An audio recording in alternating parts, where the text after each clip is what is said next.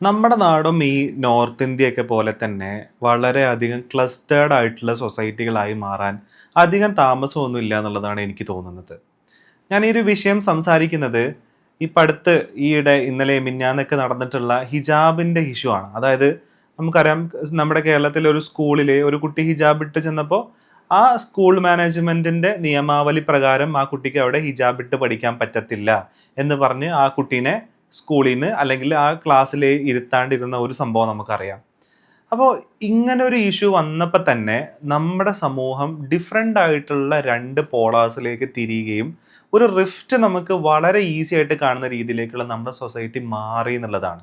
അല്ലെങ്കിൽ സോഷ്യൽ മീഡിയയിൽ അല്ലെങ്കിൽ ഒരു വിഭാഗം ആൾക്കാർ മാറി എന്നുള്ളതാണ്.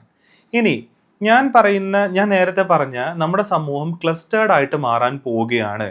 ഇപ്പം നോർത്ത് ഇന്ത്യയിലൊക്കെ നമ്മൾ കാണുമല്ലോ, അതായത് ഹിന്ദു വിഭാഗമാണെന്നുണ്ടെങ്കിൽ അവരൊരു ഏരിയയിൽ അവർ മാത്രമായിരിക്കും, മുസ്ലിംസ് ആണെന്നുണ്ടെങ്കിൽ ഒരു ഏരിയയിൽ അവർ മാത്രമായിരിക്കും, സിഖുകാരാണെന്നുണ്ടെങ്കിൽ ഒരു ഏരിയയിൽ അവർ മാത്രമായിരിക്കും. അപ്പൊ ഇതിനൊക്കെ വിപരീതമായിട്ടുള്ള ഒരു സംസ്ഥാനമാണ് കേരളം എന്ന് പറയുന്നത്. ഏറെക്കുറെ ഇവിടെ എല്ലാ സമൂഹങ്ങളും എല്ലാ മതവിഭാഗങ്ങളും പരസ്പരം എന്താ പറയുക ഇഴ ചേർന്ന് പരസ്പരം ഒരു കോഎക്സിസ്റ്റ് ചെയ്യുന്ന സൊസൈറ്റി ആയിട്ടാണ് നിലനിൽക്കുന്നത് എന്നുള്ളതാണ്. അപ്പോൾ ഇതിന്റെ ഒരു പ്രാരംഭം തന്നെ നമ്മൾ കേരള സമൂഹത്തിൽ നോക്കുകയാണെന്നുണ്ടെങ്കിൽ സ്കൂളുകൾക്ക് ഒരു വലിയ സ്വാധീനമുണ്ട് എന്നുള്ളതാണ്. കാരണം നമ്മൾ സ്കൂളുകളിൽ പഠിക്കുന്ന സമയത്ത്, നമ്മൾ 1-ാം ക്ലാസ് മുതൽ പഠിക്കുന്ന സമയത്ത് നമ്മുടെ കൂടെ ഹിന്ദുവും ക്രിസ്ത്യനും മുസ്ലിമും എല്ലാ വിഭാഗത്തിൽപ്പെട്ടിട്ടുള്ള ആൾക്കാരും ഉണ്ടാവും എന്നുള്ളതാണ്. നമ്മളൊരു ഒരു കാലം വരെ നമ്മൾ അവനെ ഹിന്ദു ആയിട്ടോ മുസ്ലിം ആയിട്ടോ ആയിരിക്കത്തില്ല നമ്മൾ കാണുന്നത്. അവൻ നമ്മുടെ കൂട്ടുകാരൻ എന്നുള്ള ലെവലിലായിരിക്കും നമ്മൾ അവനെ കണ്ടുവരുന്നത് എന്നുള്ളതാണ്. പിന്നീട് ഈ പറയുന്ന സ്വത്വബോധം എന്നൊരു ബോധത്തിലേക്ക് എത്തുന്ന സമയത്ത് മാത്രമാണ് മേ ബി എന്നാണ് പറയുന്നത്, അവൻ്റെ റിലീജിയനും അവൻ്റെ വിശ്വാസവും കൂടെ നമ്മൾ പരിഗണിക്കുന്നത് എന്നുള്ളതാണ്. അപ്പോൾ ഇങ്ങനെ ഒരു കോഎക്സിസ്റ്റിംഗ് ആയിട്ടുള്ള പരസ്പരം കൊണ്ടും കൊടുത്തും സഹായിച്ചും എല്ലാം ജീവിക്കുന്ന ഒരു സൊസൈറ്റി ആയിട്ട് നമ്മൾ മാറുന്നതിൻ്റെ ഒരു റീസൺ അല്ലെങ്കിൽ അതിൻ്റെ ഒരു ഫൗണ്ടേഷൻ ഇട്ടിരുന്നത് നമ്മുടെ സ്കൂളുകൾ തന്നെയായിരുന്നു. കാരണം മറ്റൊരു വിഭാഗത്തിലുള്ള ഒരു മനുഷ്യൻ അല്ലെങ്കിൽ മറ്റൊരു മതവിഭാഗത്തിലുള്ള ഒരു മനുഷ്യൻ നമുക്ക് ഒരു കാലത്തും അന്യരായിരുന്നില്ല എന്നുള്ളതാണ്. ഇപ്പം മുസ്ലിമിന് ഒരിക്കലും ഹിന്ദു അന്യനായിരുന്നില്ല, ഹിന്ദുവിന് ഒരിക്കലും മുസ്ലിമും അന്യരായിരുന്നില്ല, ഈ രണ്ട് കൂട്ടർക്കും ഒരിക്കലും ക്രിസ്ത്യനും അന്യനായിരുന്നില്ല എന്നുള്ളതാണ്.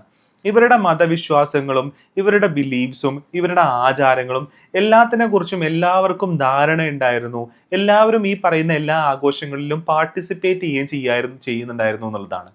എന്നാൽ ഈ കഴിഞ്ഞ ആ ഒരു ഹിജാബിന്റെ ഇഷ്യൂവിന് ശേഷം നമുക്ക് കമന്റുകളും അതേപോലെ തന്നെ ചില ആൾക്കാരുടെ അഭിപ്രായങ്ങളൊക്കെ നോക്കുന്ന സമയത്ത് നമുക്ക് ഇങ്ങനെ മനസ്സിലാവും, ഓക്കെ, നിങ്ങൾക്ക് നിങ്ങളുടെ മതവിശ്വാസ പ്രകാരം നിങ്ങൾ ജീവിക്കാൻ ആഗ്രഹിക്കുന്നു എങ്കിൽ, അല്ലെങ്കിൽ നിങ്ങളുടെ കുട്ടി നിങ്ങളുടെ വിശ്വാസ പ്രകാരം ഡ്രസ്സ് ധരിച്ച് സ്കൂളിൽ പോകാൻ ആഗ്രഹിക്കുന്നുണ്ടെങ്കിൽ അത്തരം മാനേജ്മെന്റിന്റെ കീഴിലുള്ള സ്കൂളുകളിൽ അവരെ വിട്ടു പഠിപ്പിക്കൂ എന്ന് പറയുന്നത് നമുക്ക് കാണാം. പക്ഷേ ഇങ്ങനെ പഠിപ്പിക്കുമ്പോൾ ഒരു പ്രശ്നമുണ്ട് എന്നുള്ളതാണ്. അതായത് നമ്മുടെ സമൂഹത്തിൽ നമ്മുടെ കൂടെ ജീവിക്കുന്ന മറ്റു വിഭാഗത്തിലുള്ള മനുഷ്യരിലേക്കുള്ള ആക്സസ് അല്ലെങ്കിൽ അവരുമായിട്ടുള്ള സൗഹൃദം, അവരുടെ ബിലീഫ്സ്, അവരുടെ ഒരു കൾച്ചറൽ ആയിട്ടുള്ള കാര്യങ്ങൾ, ഇതൊക്കെ വളരെ ഏലിയൻ ആയിട്ടുള്ള ഒരു സബ്ജക്റ്റ് ആയിട്ട് ഈ സ്വത്വബോധം ഉള്ള സ്കൂളുകളിൽ അല്ലെങ്കിൽ ഈ പറയുന്ന രീതിയിലേക്ക് ഒരു വിശ്വാസം മാത്രമുള്ള സ്കൂളുകളിൽ പഠിക്കുന്ന വിദ്യാർത്ഥികൾക്ക് ഉണ്ടാവും എന്നുള്ളതാണ്. ഇപ്പോൾ എനിക്കൊക്കെ ഒരുപാട് ഇത് പറയേണ്ടി വരുന്നത് തന്നെ വളരെ ലജ്ജാവഹമായിട്ടുള്ള കാര്യമാണെന്നുള്ളതാണ്. എനിക്ക് പല വിഭാഗത്തിലുള്ള പല റിലീജിയനിലുള്ള കൂട്ടുകാരും കൊളീഗ്സും ഉണ്ട് എന്നൊക്കെ പറയേണ്ടി വരുന്നത് തന്നെ ഏറ്റവും വൃത്തികെട്ട കാര്യമായിട്ടാണ് ഞാൻ മനസ്സിലാക്കുന്നത് എന്നുള്ളതാണ്. അപ്പൊ എങ്ങനെയാണ് എനിക്കിത് കിട്ടുന്നത്? ഞാൻ സ്കൂളിൽ പഠിക്കുന്ന സമയത്ത് എൻ്റെ കൂടെ എല്ലാ വിഭാഗത്തിലുള്ള ആൾക്കാരും പഠിച്ചിരുന്നു. അവരെക്കുറിച്ച് എനിക്ക് വ്യക്തമായ ധാരണയുണ്ടായിരുന്നു. നമ്മുടെ സമൂഹം ഇങ്ങനെയാണ്, ഈ സൗഹൃദവും ഈ പറയുന്ന ഒരു കോഎക്സിസ്റ്റിംഗ് ആണ് നമ്മുടെ സൊസൈറ്റിൻ്റെ ഫൗണ്ടേഷൻ ബേസ് എന്ന് പറയുന്നതിനെ കുറിച്ചുള്ള ബോധമുണ്ടായിരുന്നു എന്നുള്ളതാണ്. പക്ഷേ ഈ പറയുന്ന സ്വത്വബോധം പേറുന്ന സ്കൂളുകളിലേക്ക് അല്ലെങ്കിൽ ഏതെങ്കിലും ഒരു മതവിഭാഗത്തിൻ്റെ മാനേജ്മെന്റ് സ്കൂളുകളിലേക്ക് പോകുന്ന സമയത്ത് സംഭവിക്കുന്ന ഒരു കാര്യം എന്ന് പറയുന്നത്, ആ വിശ്വാസം ഫോളോ ചെയ്യുന്ന, ആ വിശ്വാസത്തിൽ അടിയുറച്ച് നിൽക്കുന്ന ആളുകൾ മാത്രമാണ് അവിടെയുള്ളത്. അവർക്ക് വ്യത്യസ്തമായിട്ടുള്ള അഭിപ്രായങ്ങളോ ഇതിന് എതിരഭിപ്രായങ്ങളോ ഇതിൻ്റെ ഓപ്പോസിറ്റ് സ്റ്റാൻഡ് ചെയ്യുന്ന ആൾക്കാരുടെ ബിലീഫ്സും ഇതിനെക്കുറിച്ചുള്ള ധാരണകൾ എന്താണെന്നോ ഇവർക്ക് അറിയത്തുണ്ടായിരിക്കില്ല എന്നുള്ളതാണ്. ഞാൻ എൻ്റെ വിശ്വാസം അത് മാത്രമാണ് ശരി, ഞാൻ അത് മാത്രമേ ചെയ്യത്തുള്ളൂ എന്നുള്ളൊരു ലെവലിലേക്ക് കാര്യങ്ങൾ മാറിപ്പോകും എന്നുള്ളതാണ്.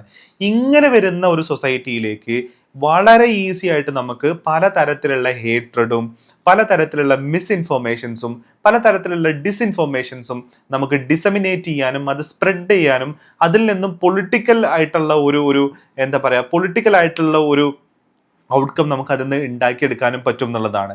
വളരെ എളുപ്പത്തിൽ ഈ സൊസൈറ്റിക്കകത്ത് ഡിസ്റ്റോർട്ടഡ് ആയിട്ടുള്ള മീനിങ്സ് അല്ലെങ്കിൽ ഡിസ്റ്റോർട്ടഡ് ആയിട്ടുള്ള കാഴ്ചപ്പാടുകൾ ഒക്കെ നമുക്ക് വളരെ ഈസി ആയിട്ട് ഇൻജെക്ട് ചെയ്യാൻ പറ്റും എന്നുള്ളതാണ്.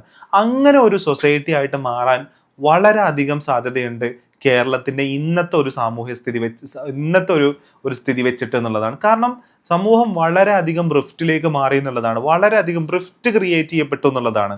3 ഡിഫറെൻ്റ് ആയിട്ടുള്ള പോളാസിലേക്ക് നമ്മുടെ സമൂഹം സ്റ്റെപ്പിൻ ചെയ്ത് വെച്ചു എന്നുള്ളതാണ്.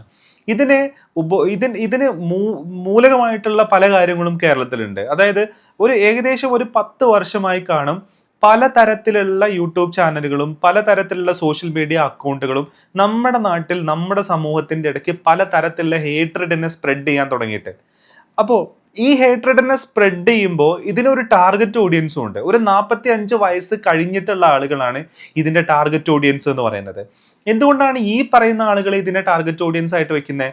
ഇപ്പൊ ഈ പറഞ്ഞ ഹിജാബ് ഇഷ്യൂ വന്ന സമയത്ത് തന്നെ ഇതിനെതിരെ പ്രതികരിക്കുന്നത് ആരും ജെൻസി ഒന്നും അല്ല, അല്ലെങ്കിൽ ഇന്നൊരു 30 വയസ്സിന് താഴെ നിൽക്കുന്ന സമൂഹമേ അല്ല, അല്ലെങ്കിൽ ആൾക്കാരെ അല്ല ഇതിന് എഗെയിൻസ്റ്റ് ആയിട്ട് പറയുന്നതെന്നുള്ളതാണ്. ആരാണ് യഥാർത്ഥത്തിൽ ഇതിന് എഗെയിൻസ്റ്റ് ആയിട്ടുള്ള ഒരു ഒരു ഒരു പുറപ്പാട് അല്ലെങ്കിൽ ഇതിന് എഗെയിൻസ്റ്റ് ആയിട്ടുള്ള ഒരു സ്റ്റാൻഡ് എടുക്കുന്നത് ആരാണ്? നമ്മൾ നോക്കി കഴിഞ്ഞാൽ കാണാൻ പറ്റും, നമുക്കൊരു 45 ഇയേഴ്സ് എബോവിലുള്ള ആൾക്കാരാണ് ഇതിന് എഗെയിൻസ്റ്റ് ആയിട്ടുള്ള സ്റ്റാൻഡ് എടുക്കുന്നത്.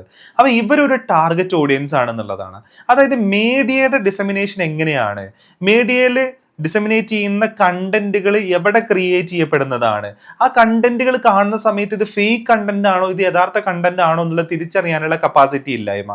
കാരണം ഒരു കാലം കഴിഞ്ഞതിന് ശേഷം ഈ പറയുന്ന ഡിജിറ്റൽ ടെക്നോളജീസിലേക്ക് ആക്സസ് കിട്ടിയിട്ടുള്ള ആൾക്കാരാണ് ഇവരെന്ന് പറയുന്നത്. എന്നാൽ പുതിയ തലമുറ എന്ന് പറയുന്നത് ജനിച്ചു വളരുമ്പോൾ തന്നെ ഇത്തരം ഡിജിറ്റൽ ടെക്നോളജിയിൽ ജനിച്ചു വളരുന്ന ആൾക്കാരാണ് അവർക്ക് വളരെ വേഗത്തിൽ തിരിച്ചറിയാൻ പറ്റും ഈ പറയുന്ന ഫേക്ക് കണ്ടന്റ് ഏതാണ് ശരിയായ കണ്ടന്റ് എന്നുള്ളത്. ഇപ്പൊ ഡീപ് ഫേക്ക് ഒക്കെ വന്നതോടുകൂടെ അതും കൂടെ നമുക്ക് തിരിച്ചറിയാൻ പറ്റാത്ത സ്ഥിതിയിലേക്ക് മാറി എന്നുള്ളതാണ്. അപ്പൊ പറഞ്ഞു വരുന്നത് എന്താണെന്ന് ചോദിച്ചു കഴിഞ്ഞാൽ, ഇപ്പോൾ പലതരത്തിലുള്ള അഭിപ്രായമുണ്ട്. ഒരു കഷ്ണം തുണി തലയിലിടുന്നതാണോ പ്രശ്നം, അതേപോലെ തന്നെ ഈ പറയുന്ന ഒരു ശിരോവസ്ത്രം ധരിച്ചു വരുന്നതിന് എഗെയിൻസ്റ്റ് ആയിട്ട് പറയുന്നത് ആരാണ്, മറ്റൊരു ശിരോവസ്ത്രം ധരിച്ചിട്ടുള്ള ഒരു സ്ത്രീയാണ് ഇതിനെക്കുറിച്ച് പറയുന്നത് എന്നൊക്കെ പറഞ്ഞിട്ടുള്ള അങ്ങോട്ടും ഇങ്ങോട്ടും ചേരി തിരിഞ്ഞിട്ടുള്ള ആക്രമണം നടക്കുന്നു എന്നുള്ളതാണ്. എൻ്റെ ഒരു അഭിപ്രായത്തിൽ ഈ പറയുന്ന മതം അല്ലെങ്കിൽ അത്തരം വിശ്വാസങ്ങൾ ഒരിക്കലും നമ്മൾ സ്കൂളിലേക്ക് കൊണ്ടുവരരുത് എന്നുള്ളതാണ്. ഓക്കെ, ഒരാൾ അയാളുടെ വിശ്വാസത്തിനനുസരിച്ചിട്ടുള്ള ഡ്രസ്സ് ധരിക്കാതിരിക്കുകയോ ചെയ്യട്ടെ എന്നുള്ളതാണ്. പക്ഷേ അതിനൊരു മേജർ എലമെന്റ് ആയിട്ട് ഒരിക്കലും വിദ്യാഭ്യാസ സ്ഥാപനങ്ങളിൽ അല്ലെങ്കിൽ സ്കൂളുകളിൽ കൺസിഡർ ചെയ്യാനേ പാടില്ല എന്നുള്ളതാണ്. അത് നിന്റെ ഉള്ളിലുള്ള നിന്റെ വളരെ പേഴ്സണൽ ആയിട്ടുള്ള ഒരു കാര്യം മാത്രമാണ് എന്നുള്ള രീതിയിലാണ് അവരത് പഠിപ്പിക്കേണ്ടത് എന്നുള്ളതാണ്. സമൂഹത്തിൽ ഇടപെടുന്ന സമയത്ത് അത് മറ്റൊരാളിലേക്ക് അതിനെ പകർത്തുന്ന രീതിയിലോ മറ്റൊരാൾക്ക് അതൊരു ബുദ്ധിമുട്ടാവുന്ന രീതിയിലോ ഒക്കെ നിന്റെ വിശ്വാസത്തെ നീ കൊണ്ടുവരരുത് എന്നുള്ളതും കൂടെ പഠിപ്പിക്കേണ്ടതായിട്ടുണ്ട് എന്നുള്ളതാണ്.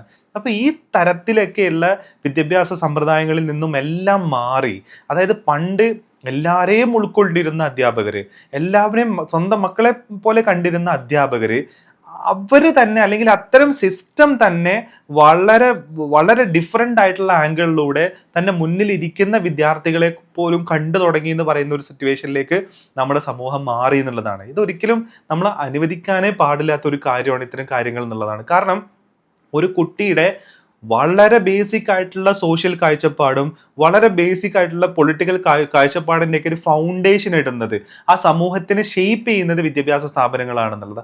അവിടെ കൂടെ നിങ്ങളുടെ മതവിശ്വാസത്തെ നിങ്ങൾ കൊണ്ടുവരാണെന്നുണ്ടെങ്കിൽ, അവിടെ കൂടെ മതവിശ്വാസം ഇംപ്ലിമെന്റ് ചെയ്യുന്ന രീതിയിലേക്കുള്ള കാര്യങ്ങൾ നിങ്ങൾ കൊണ്ടുവരാണെന്നുണ്ടെങ്കിൽ നമ്മുടെ സമൂഹം ഇന്ന് നിലനിൽക്കുന്ന ഈ ബ്യൂട്ടിഫുൾ ആയിട്ടുള്ള കോ എക്സിസ്റ്റിംഗ് ആയിട്ടുള്ള സമൂഹമല്ലാതാവാൻ അധിക കാലം ഒന്നും വേണ്ടി വരില്ല എന്നുള്ളതാണ്. ഒരു പ്രളയവും 2 പ്രളയവും അതേപോലെ തന്നെ നമ്മൾ വയനാട്ടിലെ ലാൻഡ് സ്ലൈഡ് പോലെയുള്ള ഒരു വലിയൊരു നാച്ചുറൽ കലാമിറ്റി നടന്ന സമയത്ത് നമ്മുടെ പവർ എന്താണെന്നുള്ളത് നമ്മൾ മനസ്സിലാക്കിയതാണ്. വിശ്വാസമോ മതമോ ഒന്നും നോക്കാതെയാണ് നമ്മൾ ഈ ഒരു സമൂഹത്തിൽ ഇടപഴകിയത് എന്നുള്ളതാണ്. അത് എങ്ങനെയാണ് അത് സാധ്യമാവുന്നത്? നമ്മുടെ ഉള്ളിൽ അത്രയേറെ റിഫ്റ്റ് ഇല്ലാതിരിക്കുന്നത് കൊണ്ടാണ്. അല്ലെങ്കിൽ വിദ്വേഷം എന്ന് പറയുന്ന ഒരു കാര്യം നമ്മുടെ ഉള്ളിൽ കുറഞ്ഞിരിക്കുന്നത് കൊണ്ടോ അല്ലെങ്കിൽ ഇല്ലാതിരിക്കുന്നത് കൊണ്ടാണ് നമുക്ക് മറ്റൊരാളെ സഹായിക്കാൻ വേണ്ടിയിട്ട് കൈ മെയ് മറന്ന് നമുക്ക് ഇറങ്ങാൻ പറ്റുന്നത് എന്നുള്ളതാണ്. പക്ഷെ വൺസ് ഈ ഒരു സമൂഹം ഒരു ഒരു ക്ലസ്റ്റേർഡ് ആയിട്ടുള്ള ഒരു സൊസൈറ്റി ആയി മാറിക്കഴിഞ്ഞാൽ മറ്റവൻ എന്തെങ്കിലും പറ്റിയാൽ അതിനൊരു സഹായ ഹസ്തം നീട്ടാനോ അല്ലെങ്കിൽ അതിന് ആ ഒരു സിറ്റുവേഷനിലേക്ക് ഇറങ്ങാനോ ഉള്ളൊരു മെന്റാലിറ്റി ഉണ്ടായിരിക്കില്ല എന്നുള്ളതാണ്. അവനത് പറ്റട്ടെ, അവനത് വേണം എന്നുള്ള ഒരു സിറ്റുവേഷനിലേക്ക് നമ്മുടെ ഈ സമൂഹം മാറും എന്നുള്ളതാണ്. അപ്പൊ പണ്ടൊരു കവിതയിൽ പറഞ്ഞ പോലെ ഓരോരുത്തരായിട്ട് പോയപ്പോഴും ഞാൻ സന്തോഷിച്ചു, ഞാൻ മിണ്ടാണ്ടിരുന്നു. പക്ഷെ അവസാനം അവർ എന്നെ തേടി വന്നപ്പോൾ എനിക്ക് അനുകൂലമായിട്ട് സംസാരിക്കാനോ എന്നെ സഹായിക്കാനോ ആരുമില്ലാത്തൊരവസ്ഥയായിട്ട് മാറി എന്ന് പറഞ്ഞ പോലെ തന്നെ നമ്മുടെ സമൂഹവും മാറും എന്നുള്ളതാണ്. അപ്പൊ ഈ മതം, ഈ വിശ്വാസം, ഈ പറയുന്ന സാധനങ്ങളൊക്കെ വളരെ പേഴ്സണലാണ്. അത് നമ്മുടെ പേഴ്സണൽ ആയിട്ടുള്ള നമ്മുടെ വിശ്വാസം അത് നമ്മുടെ ഉള്ളിൽ നമുക്ക് കൊണ്ടു നടക്കാം. അല്ലെങ്കിൽ അത് എക്സ്പ്ലിസിറ്റ് ആയിട്ട് കാണിക്കുന്നുണ്ടെങ്കിൽ അതൊരിക്കലും ഒരു ഫോഴ്സ്ഫുൾ ആയിട്ട് ചെയ്യാണ്ട് വളരെ പേഴ്സണൽ ആയിട്ടുള്ള എൻ്റെ ചോയ്സ് ആണെന്നുള്ള ലെവലിൽ നമ്മളത് ചെയ്യുകയാണെന്നുണ്ടെങ്കിൽ എല്ലാം ഓക്കെ ആണെന്നുള്ളതാണ്. മാത്രമല്ല നമ്മുടെ നാട് എന്ന് പറയുന്നത് എല്ലാ മതവിശ്വാസത്തിനെയും സ്വീകരിച്ചിട്ടുള്ള, എല്ലാവർക്കും ഈക്വൽ ആയിട്ടുള്ള സ്പേസ് കൊടുത്തിട്ടുള്ള ഒരു സെക്യുലർ സൊസൈറ്റി ആണെന്നുള്ളതാണ്. അങ്ങനെ ഒരു സെക്യുലർ സൊസൈറ്റിയിൽ ഒരിക്കലും സംഭവിക്കാൻ പാടില്ലാത്ത പല കാര്യങ്ങളാണ് നമ്മുടെ നാട്ടിൽ സംഭവിച്ചുകൊണ്ടിരിക്കുന്നത് എന്ന് പറയുന്നത് വളരെ ഖേദകരമായിട്ടുള്ള ഒരു കാര്യമാണെന്നുള്ളതാണ്.